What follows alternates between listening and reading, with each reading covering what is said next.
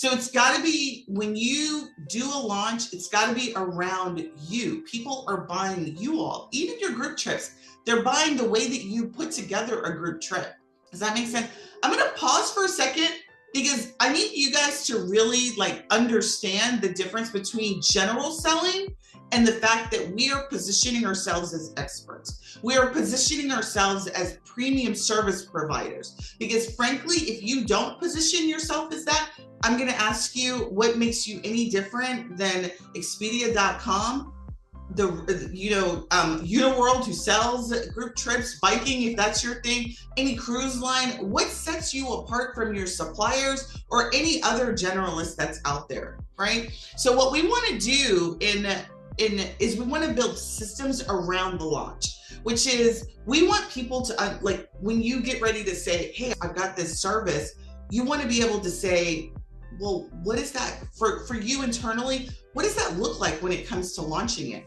This is where most travel advisors break down. They're like, I don't really understand what I need to do, because you don't really focus on results. You don't focus on the end experience. You don't do something that's repeatable. Building content in and of itself is not the thing that's going to make your launches more successful. It's really systematizing people getting into this process. So let's talk about what the process is.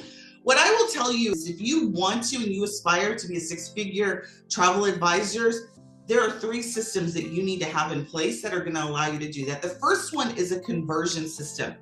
And so let's talk about what that conversion system looks like. I'm having problems with my notes today. One of the things that successful conversion systems have in place is a signature name, signature offer. So last week we talked about that signature offer that you're going to do around your services.